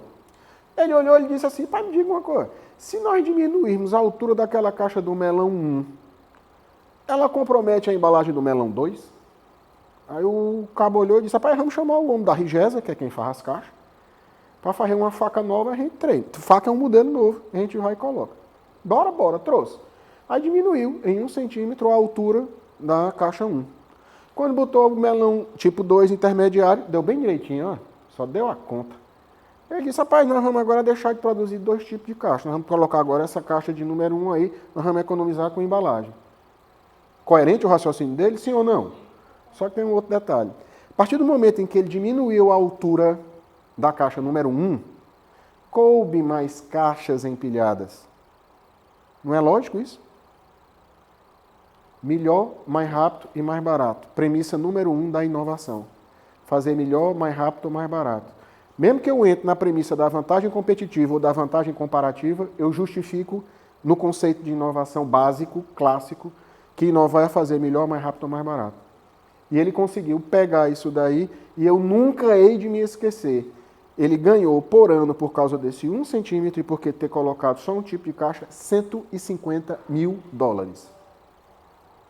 Só observando.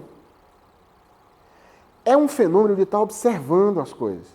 Observando, eu estou observando, aí eu vejo. E agora, atentem para uma coisa interessante. Quando é que a persistência se transforma em teimosia?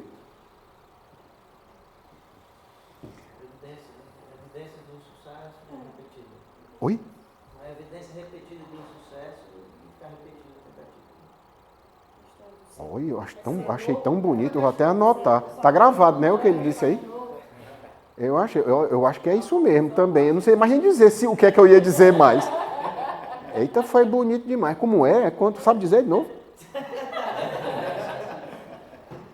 Se houver uma evidência repetida de que o que você está fazendo não funciona, se você continuar repetindo a tentativa, talvez ele tenha uma ideia. É bem capaz, né? Tem uns acidentes como a penicilina, como esse negócio, mas é acidente. Estou tentando aqui formatar, né? Lâmpada.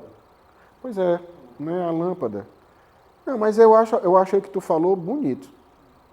Mas esse pop miserável que quer simplificar as coisas disso, mas que eu achei extremamente coerente o que tu falou, e que vou usar isso também, se você me permitir, é a persistência se transforma em teimosia quando a meta está difusa, quando se perde a meta. Quando se para de observar, né? E se abrir para tentar novas formas, né? Não, eu quero assim, é assim. Né? É teimosia. Não, é teimosia. Sabe quando é que se perde? A teimosia se transforma realmente, a persistência se transforma em teimosia. Não, e quando se perde a meta, não tem meta. Sem meta, você está insistindo numa coisa que você não sabe o que é. E eu construí, vou até voltar aqui.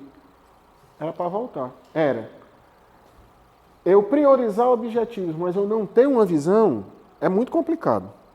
Como é que eu construo metas mobilizadoras? Por que eu chamo de metas mobilizadoras? Porque as pessoas estão abraçando uma causa querida. Tá? Ela mobiliza as pessoas a tal. Se a meta, eu perder a meta, se a meta se dissipar, se a meta for perdida, eu estou insistindo numa coisa, estou fazendo uma coisa, estou persistindo numa coisa que está perdendo sentido. A questão é que todo mundo já viu, todo mundo já sabe como é que se transforma a meta, mas todo mundo esquece. Esse processo, acho que é acróstico o nome que se dá, é acróstico, né? de metas, todo mundo sabe, meta para ser meta, ela tem que ser M-dimensurável, especificada, com um tempo determinado para começar e terminar, tendo que ser atingível e tendo que ser significativa. Lá vai o significativo de novo. O que é o significativo de novo? É uma causa querida, algo que vale a pena eu estar fazendo isso. Olha, tem muita coisa chata quando você está fazendo. Rapaz, eu estou fazendo isso, não sei nem para quê, mas já que está fazendo, deixa, né? Vamos continuar. Meta é o motor. A persistência é o combustível. De que adianta eu ter uma meta sem combustível? E de que adianta eu persistir, ter combustível, se você não tem um motor? Diz, Lara. Desculpa, só uma lembrança, assim não se traduz para aquela que é os smart? Pois é, porque eu tenho um horror a correr inglês. Mas é a mesma coisa, é que eu estava aqui pensando... Não é a mesma coisa? Não é a mesma coisa? A meta tem que ser smart. Smart goals, Exatamente. É igual o Maxwell Smart. Sabe quem é o Maxwell Smart? Agente 86? Pois é. Rapaz, Roy, tudo tem que ser em inglês. Meu filho, me diga uma coisa. Se o nome meta diz a mesma coisa, por que eu vou botar Smart? Não, ficou ótimo, eu gostei. Não, eu não estou dizendo que você achou ruim, não. Eu estou querendo dizer que o meu... Como é que o Ariano Suassuna dizia? Eu não troco o meu oxente pelo ok de ninguém, né? O Ariano Suassuna dizia isso. A meta tem que ser Smart. É uma meta esperta. Não, basta ela ser meta mesmo. Basta ela ser meta mesmo. Agora, se não houver relevância e atingibilidade, aí deixou de ser meta. Aí o que é? É loucura. É a mesma coisa daquele negócio, mas vamos fazer esse tal, aí não consegue, quando não consegue. Mas também, né, nós rebutamos, foi para lascar, né? E aí não tem lógica isso. Essa questão de quando você perde a meta, aí, meu amigo, é teimosia. A questão é, meta sem significado pessoal, ela não provoca comprometimento. Não provoca. É o primeiro apertinho, o caba pula fora. Pula, porque pula fora mesmo. Fred, você tem arrogância, a presunção de dizer isso? Tenho. Se ela perde valor, casamento, quando perde o valor, você acaba. A persistência só faz é piorar.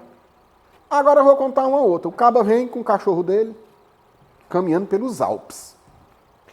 Aí toda vida que ele volta, tem uns carrapichos grudados no pelo do cachorro. E o caba diz, oh meu Deus, o que me dá mais raiva é a porqueira desses carrapichos. Aí ele começa a tirar os carrapichos. Aí ele pega os carrapichos, aí junta um carrapicho com o outro. Aí ele começa a puxar e ele vê que o carrapicho gruda do mesmo jeito, não deixa de grudar, e o bicho é resiliente, que é danado, e ele fica invocado. Aí ele leva para um amigo dele, que é um químico, bota no microscópio e percebe que nas cerdazinhas do carrapicho tem uns microanzóis. E aí ele desenvolve o velcro. O velcro é uma invenção, não é uma inovação. Mas foi uma invenção que vendeu, vai exatamente em cima daquilo que tu falou. Então a questão agora é, eu estava nesse treinamento em Pretec, lá em Tianguá, comecei a falar isso, Tianguá, comecei a falar sobre isso, e aí um participante chegou para mim e disse, pai, Fred, eu vou dizer um negócio para você. Todos são empresários. Sabe o que é inovação? Inovação é você fazer alguma coisa que dê dinheiro, meu amigo, e o pessoal não conheça. Aí eu olhei aqui, eu digo, vale, que ele resumiu tudo bem ligeirinho. Aí eu me apropriei do pensamento dele e obtei o seguinte, inovação são soluções e novas experiências que geram nota fiscal. É inovação. Você quer fazer uma inovação? Quer. Ela gera nota fiscal? Não. Então você criou uma invenção. Até que excelente espaço de desenvolvimento e tal. E é mesmo. A proposta é maravilhosa. Mas na época que eu fui aí, rapaz, era muita ideia. Linguiça de peixe. Né? Tá, é interessante. Vende. Né? Uma batata frita que é diferente, é de queijo. Legal, vende. Não vende. Então, nós não estamos indo para frente. Inovação é fácil, uma coisa que... Rapaz, tinha um senhor aí, eu não sei nem se eu... Não, eu tenho certeza que ele não está mais... Ele morava no Padre. Morava no Padre. Uma rede armada. E ele morava no Padre. Na época do Nutec, eu me lembro, o querido Prata Gil, amigo meu, irmão querido mesmo, Prata Gil feito doido atrás de botar acelerador à distância, esse negócio todo. É uma inovação. Prata Gil, isso não roda, cara. Ou a gente bota os meninos aqui dentro, as startups aqui dentro, ou não vai rodar.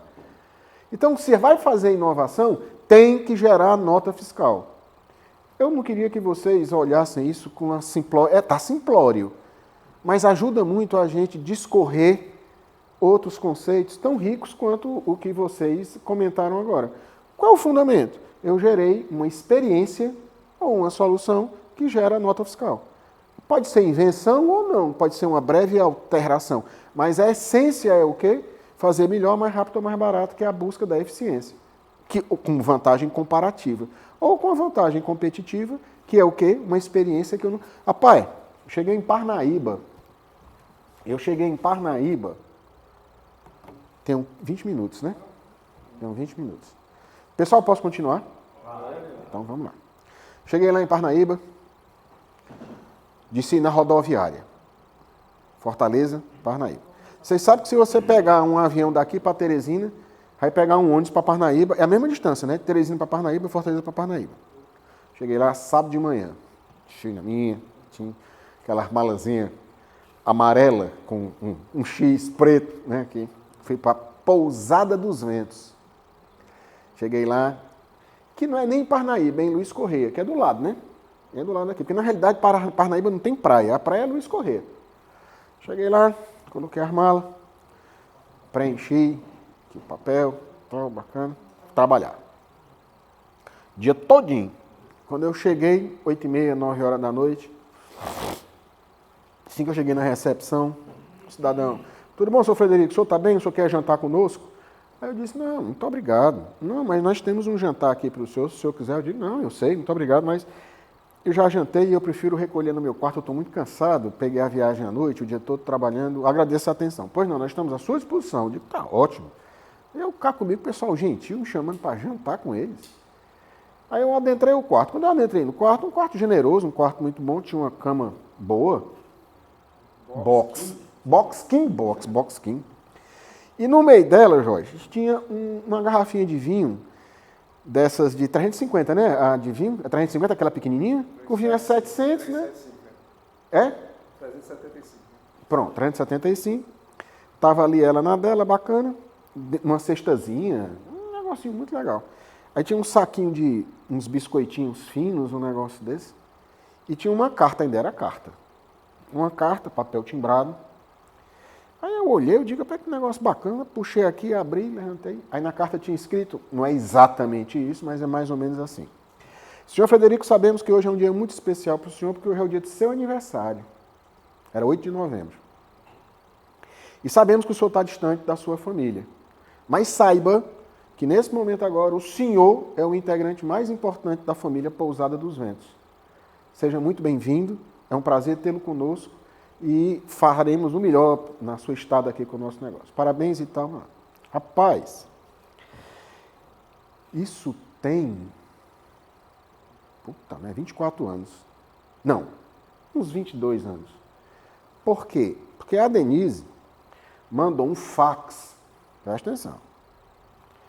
E no fax vinha o Guilherme, meu mais velho de 28, é um negócio...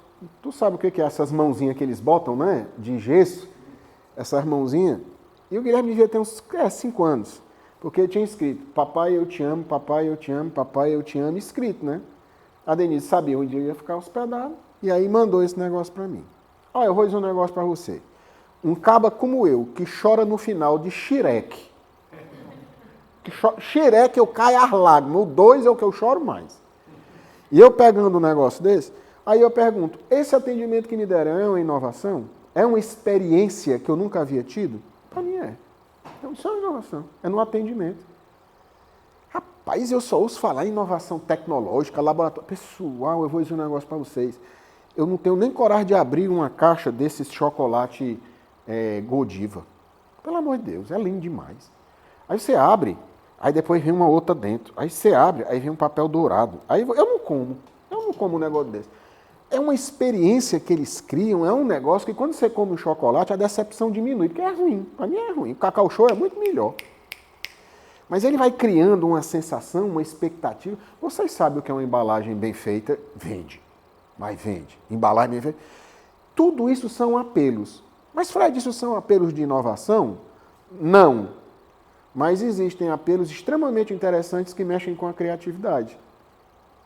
Por exemplo, eu comprei uma camisa, que a camisa ela vem embalada, é muito interessante, um papel madeira desse, ondulado, ele bota a camisa em cima, ele enrola como se fosse um rolo.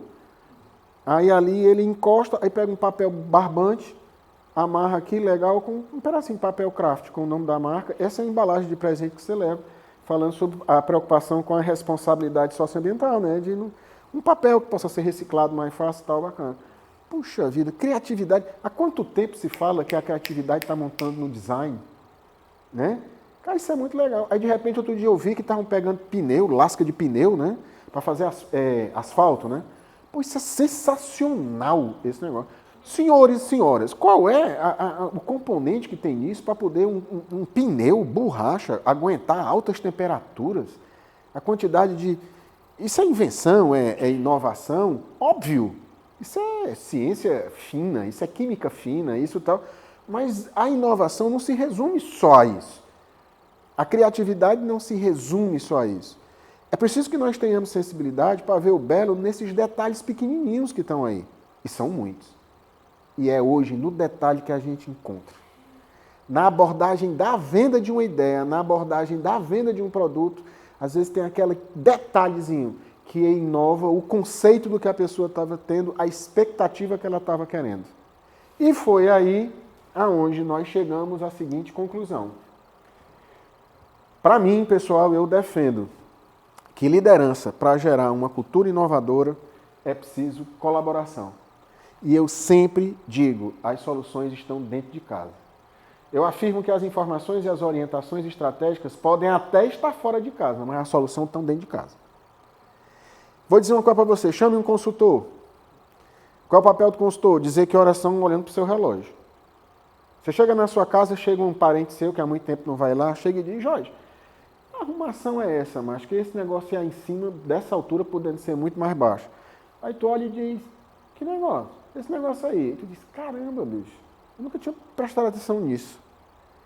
Eu me habituei em ser dessa altura, eu estou cometendo esse equívoco, esse hábito, eu não estou vendo. Pessoal, vou dizer uma coisa para vocês, tem alguma coisa mais horrorosa do que essa ruma de fio pendurado em poste atravessando as nossas ruas, a nossa avenida. Tem coisa mais horrorosa do que isso. Mas virou paisagem urbana.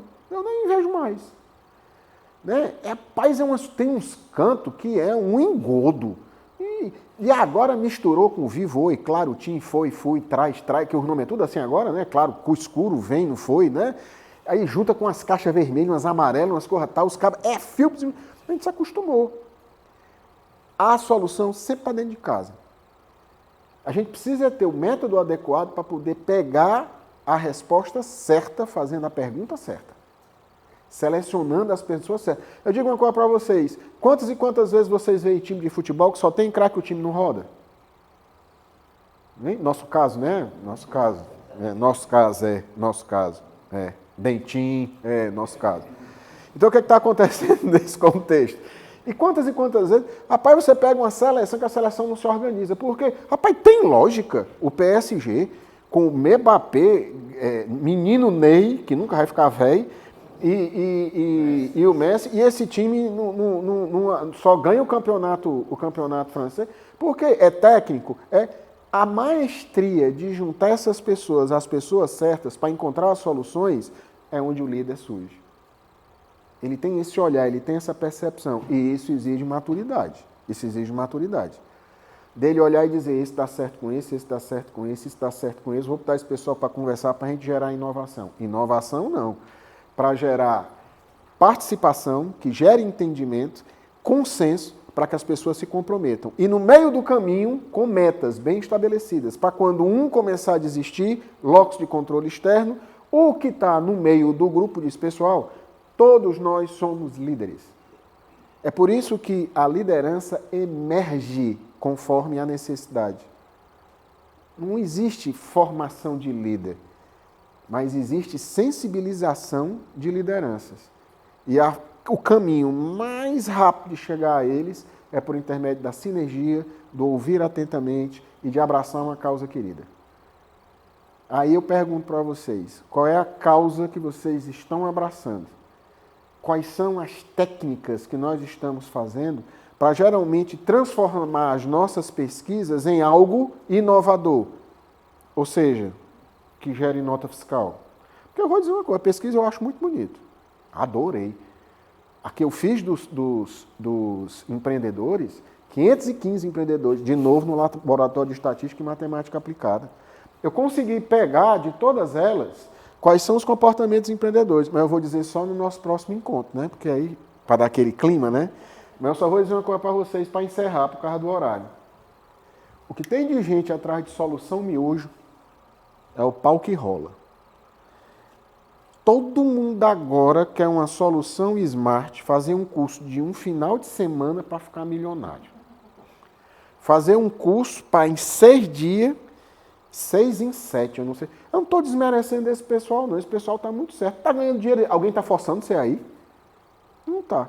Mas quando um caba diz para você que vai lhe ensinar o que é sucesso, aí eu digo, agora o negócio é bom mesmo, não é não? Ensina até felicidade. Mas Porra, tu já imaginou um negócio desse? Rapaz, eu vou dizer uma coisa, eu menino velho, eu já fui menor do que isso. Eu com 13 anos de idade, havia um processo de passagem de maturidade que era fumar. Tu fumou? Não? Menino, na minha época... Amadureceu antes. Rapaz, o rito de passagem da gente era todo mundo fumando. Era todo mundo fumando. Hollywood é o sucesso. Tu é doido? Não é Marlborozão, mas Marlboro é para quem tinha muito dinheiro. Eu, Liz, era um Hollywoodzinho mesmo. E eu tinha um amigo, cabelo, barriguinha chapada. Aí eu ia para a bodega do seu Zé. A bodega do seu Zé ficava perto da casa do papai. A bodega do seu Zé era aquela bodega. Aquela janela que você abre e pendura bem aqui assim. Aí aquela pedra carcomida aqui. 3 prateleiras. A primeira só tem cachaça. A segunda só tem cachaça também. E a terceira é aquela cachaça que ele não alcança, né? Uma geladeira Frigidaire fuleiragem com uma flanela prendendo a bicha para abrir para não levar choque. Ali ele tirava, era a Coca-Cola. Chegava aí um amigo meu chamado Haroldo. O Haroldo sentava lá, a gente com Hollywood. Seu Zé, uma Coca. Aí era uma Coca para uma Coca para outra, Coca de garrafa, gás monstro. Aí a gente sentava aqui porque tinha um... E toda tardezinha tinha um senhor chamado Seu Eimar Farias. Seu Eimar Farias era um caminhoneiro aposentado. Seu Eimar Farias tomava cachaça com piper. Você sabe o que é piper? Ele dava uma dose e quebrava um pedacinho de quê? Profissional. E ele sentado, aquela calça zona de tergal, camisona aqui na dele, legal, bacana, o Seu Eimar. E um dia estava o Haroldo sentado na Coca-Cola ainda, para depois fumar o cigarro. Ele olhou para o seu Zé e disse, aí Zé, futuro do Brasil? Aí o Haroldo, que era esse meu amigo, olhou e disse, rapaz, mas Seu Eimar, tá? Me permitam a vocês, e ao que estão aí, eu vou usar a palavra que ele usou, o senhor está frescando com a gente, né? Aí o Seu Eimar, frescando com vocês? Vocês estão doidos, rapaz? Oi, Zé. Seu Zé, doido. Pai, me diga uma coisa, você, seu pai gerente do Banco do Brasil, você estudando no Colégio Cristo. Pai de Fred, professor universitário, Fred estudando no Colégio Militar. Pessoal, naquela época da ditadura, contra-golpe, revolução, chame como queiram chamar. O cara que estudava no Colégio Militar era ser general, era ser presidente do Brasil. Aí, se não vocês não forem o futuro do Brasil, quem vai de ser? Hein, Zé? O Zé, quem é que vai de ser? Né? Não vai. Aí eu parei e digo, tá bom. Agora eu vou dizer um negócio para você. Vocês têm tudo no mundo para ter sucesso. Tudo no mundo para ter sucesso.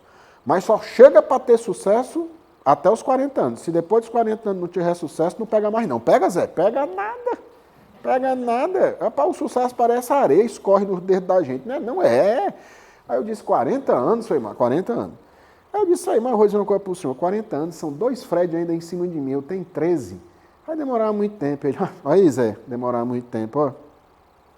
Meu filho, 40 anos, é assim, ó. É bem ligeirinho, né? Não, Zé diz, vixe, ligeiro demais. É tão ligeiro que eu vou lhe dizer uma coisa. Se você chegar aos 40 anos de idade e você não tiver sucesso, você vai lembrar dessa nossa conversa. Agora, se você tiver sucesso, você vai esquecer. Bom, 36 anos, eu não sei por que comecei a me lembrar dessa história, não sei? Rapaz, o Seu Eimar, será que ele é vivo, não é? 38 anos de idade, eu estava perreado já. Aí eu sentei com um amigo meu, grande amigo meu, irmão, Pedro Roberto de Almeida Bonfim, da Petrobras, e a gente estava sentado num bar tomando Danoninho, que eu tomo Danoninho, né, num bar. Eu nunca vi ninguém fazer amizade tomando Danoninho. E a gente tomando lá nossa cerveja, conversando, eu contei a história. Pedro, tu lembra de seu irmão e tal, não sei o quê? Lembro, eu contei essa história. Cabra, eu tô aperreado. Aí o Pedro, com o quê, cabra? Homem, 38.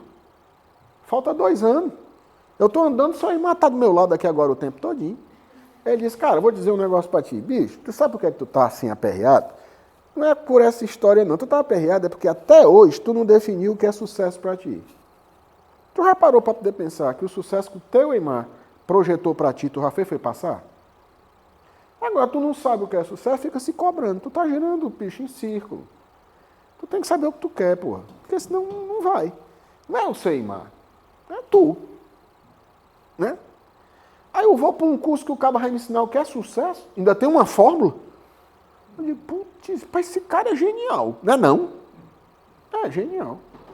Com toda sinceridade, eu não estou desmerecendo o trabalho de ninguém, não. Ninguém está roubando, esses caras não estão roubando. Mas todo mundo quer solução miojo hoje em dia. E o que é a solução miojo? É bem ligeirinho. Mata a fome, mata, mas não alimenta. Mas você mostra para a pessoa que o negócio não está bom, mas a pessoa não quer ver. Esse Jamie Oliver é um dos maiores cozinheiros do mundo. Ele fez uma cruzada na Inglaterra, para a gente encerrar a história, por causa do horário, onde ele pegou crianças para ensinar as crianças a alimentação saudável. Inclusive, ele ganhou essa cruzada na Grã-Bretanha, no Reino Unido, melhor dizendo, porque ele provou que o McDonald's estava utilizando e foi um engodo danado. Quem tiver curiosidade, veja ele defendendo a alimentação saudável. Ele pegou umas criancinhas dessa idade e levou para uma cozinha industrial e ele pegou uma carcaça de frango, restos de frango, mostrou para as crianças e perguntou se elas tinham coragem de comer aquilo. As crianças, de hipótese alguma. E aí então ele chegou e disse assim, só uma coisinha, ele pegou aquela carcaça, colocou no liquidificador industrial, triturou aquilo e fez uma gosma asquerosa. E as crianças demonstraram asco em relação a isso. Aí ele colocou um corante, uma coisa assim, fez uns cubinhos, colocou no forno e quando tirou apareceram o quê? Nuggets. Quando as crianças viram, disseram nuggets e começaram a comer. E ele disse, pessoal, peraí. Vocês estão vendo isso daqui? Tamo. E, eca. Ok. Vocês estão vendo essa massa aqui? Tamo. Eca. Isso aqui é isso aqui. Não, isso é nuggets. É pau, pessoal.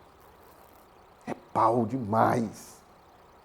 As pessoas querem solução rápida, mesmo sabendo que estão consumindo nuggets.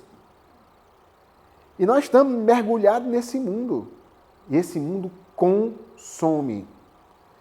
Que líderes somos nós para gerarmos uma cultura de inovação dentro de uma sociedade que quer soluções miojo e compra o efeito nuggets? O que é que nós estamos abraçando na realidade? Porque isso é o que eu deixo para vocês, porque quando for no nosso próximo encontro, que eu estou à disposição de vocês, liderar e inovar as etapas de um processo, a gente entende o processo, cria a solução, prototipa, e é isso que é o Beabá que faz. Mas esse Beabá aqui vocês conhecem, o que nós vamos trabalhar é sobre sinergia. E vamos fazer um exercício prático sobre isso. Tá bom? Tentei fazer o mais rápido possível para poder o nosso próximo trabalho vai ser isso aí. Eita pau! Já pensou? O nosso trabalho é sobre características dos líderes inovadores e o que indicam as pesquisas. E a gente vai falar sobre isso. Terça que vem, às 3 ou às 4? 3 horas, né? Tá bom para vocês? Eu esticaria muito mais, mas eu acho que até para ter o Fred de volta aqui, eu acho não, que... mas tá bom. Não, e vocês têm compromisso agora às 5h20, né? E aí, então, pronto, eu já me predisponho. Próxima terça-feira eu estou aqui às 3 horas para a gente fazer um exercício legal e a gente encerrar, tá bom? Muito bom, Fred. Obrigado, pessoal. Que legal. Obrigado. Gentileza da parte de vocês.